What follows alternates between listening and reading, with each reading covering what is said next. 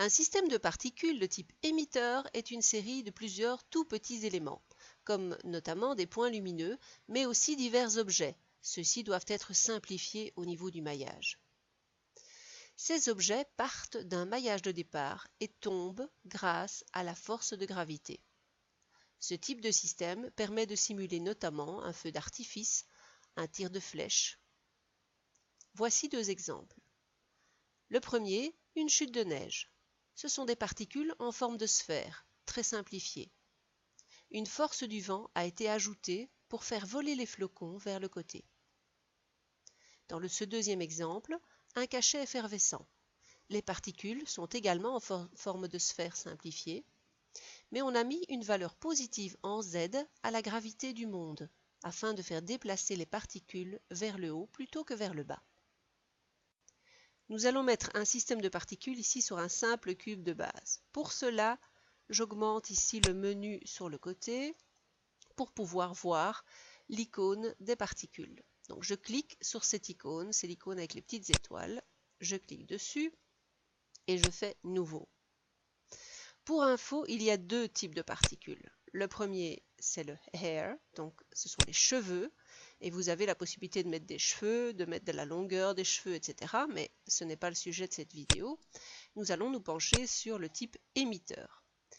Émetteur s'anime dans le temps automatiquement. Donc quand je vais ici dans le temps et que je bouge ma ligne, sur ma ligne du temps, voilà, je peux lancer l'animation aussi avec Alt A. J'ai les particules qui sortent du cube. Et regardez, le début est à la première frame et la fin est à la 200e image ici. Et donc, à partir de ce moment-ci de 200, il n'y a plus de particules qui sortent du cube. Alors, chaque particule a une durée de vie. Donc la durée de vie, a priori, c'est 50 frames ici, mais il y a moyen de faire ça beaucoup moins fort. Par exemple, je vais faire une durée de vie de 10 et je vais lancer l'animation. Regardez, les particules ont moins de longueur de vie et donc elles disparaissent beaucoup plus vite. Bon, je vous conseille évidemment de garder une certaine mesure. Bon, je vais remettre 50 ou 30 plutôt.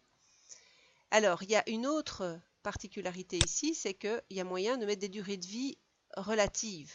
C'est-à-dire qu'a priori, la moyenne de la vie de chaque particule est de 30 frames, mais vous en aurez qui vont vivre moins longtemps et d'autres plus longtemps. Donc ici, voilà. Ça donne un côté plus réaliste à l'animation et vous n'avez pas tout à coup toutes les particules qui disparaissent après 30 frames. Alors pour l'instant, j'ai des particules. Quand je fais un rendu avec F12, je n'ai pas la caméra qui est positionnée correctement, mais je vois dans le rendu que nous avons des petits points lumineux. Ça, ce sont les particules de base. Alors je vais quand même au moins placer un tout petit peu correctement ma caméra pour voir un petit peu ces particules qui tombent. Et donc de base, ce sont des halos lumineux. Chaque point est une petite lumière. Alors ici dans le menu en dessous, nous avons dans Render la possibilité de mettre autre chose que des halos, mais des lignes par exemple. À ce moment-là, quand je fais le rendu, j'ai des petites lignes. Mais je peux aussi mettre des objets. Pour ça, il faut que j'ai un objet de référence. Donc, je vais rajouter simplement une sphère en réduisant les faces pour qu'elles ne soient pas trop grosses. Je reprends mon cube, je vais dans Objet et je vais cliquer sur Sphère. À ce moment-là, quand je m'approche, je vois des petites sphères. Et quand je fais un rendu, forcément, ce sont des petites sphères aussi. Alors, la sphère de base, si vous la modifiez au niveau de la couleur, a priori, les petites particules, elles changent de couleur aussi. Alors, quand je retourne dans l'objet, j'ai aussi la possibilité de faire des groupes. Alors, qu'est-ce qu'un groupe? Un groupe, c'est un groupement de plusieurs éléments. Et donc, je vais rajouter un cylindre que je vais mettre en jaune, par exemple. Ici, pardon, en jaune. Voilà, et je vais rajouter hops, un petit cône que je pourrais aussi réduire, mais enfin bon, c'est pas très grave pour l'exemple, et je vais le mettre en rouge. Voilà. Alors maintenant, je vais sélectionner les trois et CTRL G pour faire un groupe que je vais nommer G1. Enter.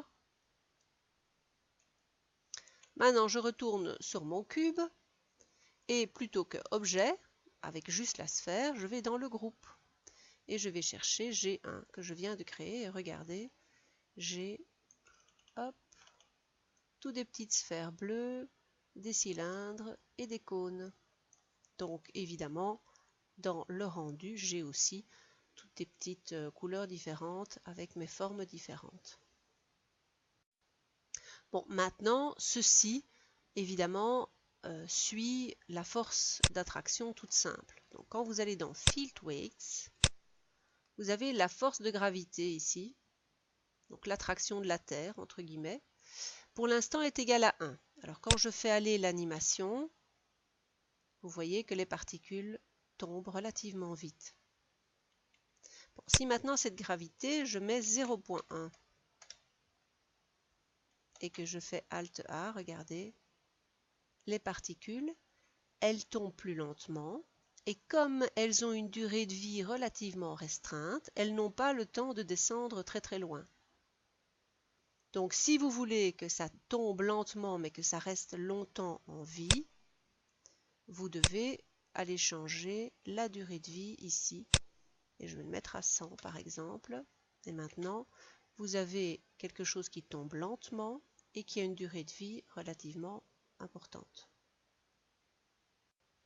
Pour être vraiment exact, quand on met la force de gravité à 0.1, c'est la puissance de la force de gravité. Mais ici, nous n'avons pas le pouvoir de mettre la force de gravité en négatif. Et donc, pour pouvoir faire le cachet effervescent, par exemple, on va aller ici dans la gestion du monde, de la scène, et on va aller changer la gravité. Alors pour l'instant, le Z est en moins 9,81 puisque le sens positif du Z est vers le haut, ici on va vers le bas puisque la force de gravité descend et donc ça c'est la force de gravité de base et vous pouvez faire une valeur positive, on va mettre une valeur positive, voilà, 9,60 par exemple et je fais Alt A et regardez, mes particules s'envolent.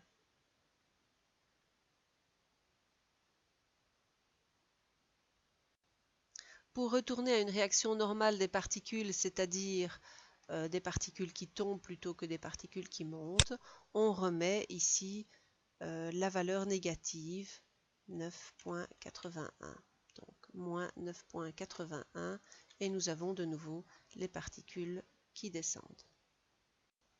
Pour aller encore plus loin au niveau de la manière dont les particules vont se comporter, il y a moyen de mettre des forces. Alors pour ça, je vais me mettre sur une vue de face. Regardez un peu comment les particules tombent. Alors il y a moyen évidemment de les faire tomber à différents niveaux. Par exemple, ceci, ça tombe par rapport aux faces. Ça peut tomber par rapport au vertice. À ce moment-là, c'est par rapport au point du cube. Et ça peut aussi tomber par rapport à tout le volume. À ce moment-là, ça tombe un peu dans tous les sens. D'accord ? Alors, donc il y a moyen de mettre des forces. Alors, je vais mettre mon curseur 3D ici. Alt A pour aller chercher Force Field. Et là, je vais mettre un vent, par exemple. Je vais faire une petite rotation pour le diriger. Donc, vous avez une petite flèche ici. Donc, le vent va venir sur les particules. On va le rapprocher un petit peu. Alors, pour augmenter la force du vent, vous allez ici dans les paramètres de la force du vent. Donc, vous avez un type vent et la force, elle est ici. Je vais la mettre à 10. On va voir ce que ça donne. Et maintenant, Alt A, regardez, les particules ne vont plus à la verticale, elles vont un tout petit peu en oblique, de manière à respecter la direction du vent. Et maintenant, si je mets par exemple en plus. Donc dans Force Field, il y a plein de choses, hein. Le vortex par exemple, à ce moment-là, je vais faire un tourbillon au niveau des particules. Je vais mettre le vortex ici en dessous. Voilà, et le vortex, je vais aussi augmenter un petit peu la force. Alt A, et regardez, les particules tournent tout autour du vortex. Et voilà. En dosant correctement et en utilisant correctement ces forces et la force de gravité, il est possible déjà de faire pas mal d'animations très intéressantes et de manière très très simple.